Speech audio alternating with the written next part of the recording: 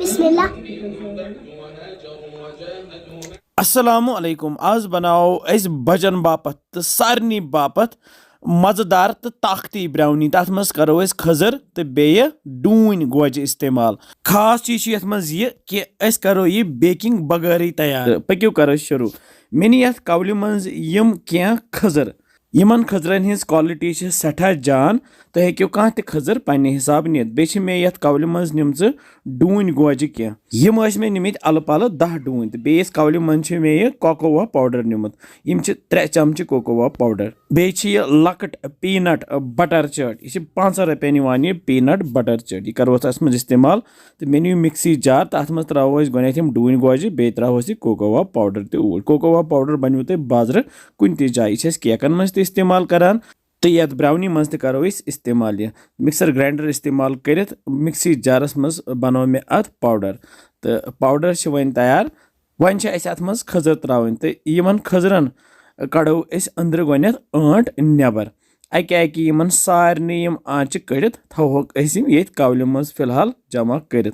खजरस आसान वारिया health benefits. खजर गसी खोन बे गसी बचन ते दिन। यह खंड बदल ते इस्तेमाल करान।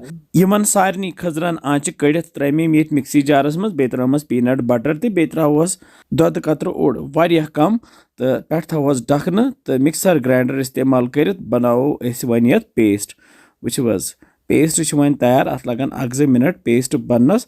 अगर नहीं मिक्सर ग्राइंडर तो हेक्यू न्यामि मज तम खजर गोत दगित तो अमे पत यम बाकी चीज रल तो पेस्ट बन तो यपर न्यू मे ये शीशु बाना अत मज त्रो मे ये बटर पेपर त्रित कड़ो यह सोरे पेस्ट ये मिक्सी जार मज तो त्रो ये बटर पेपरस पे।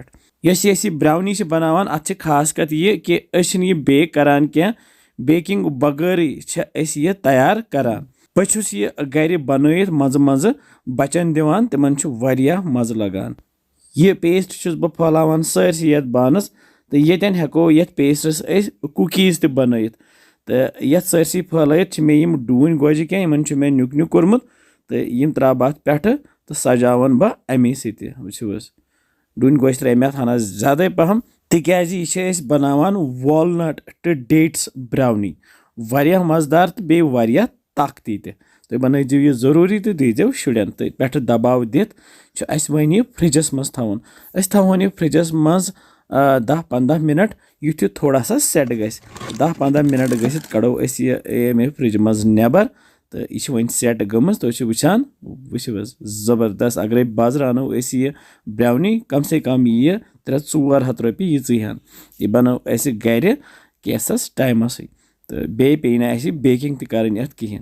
वन करो पीस गोत करो 3 पीस इत पत करो जेशर सान बे 3 पीस तो यम बने अत 6 पीस बड़ तो तुम वुचान कि सेट तक गमज जबरदस्त। बेकिंग बगैर बनो ब्राउनी।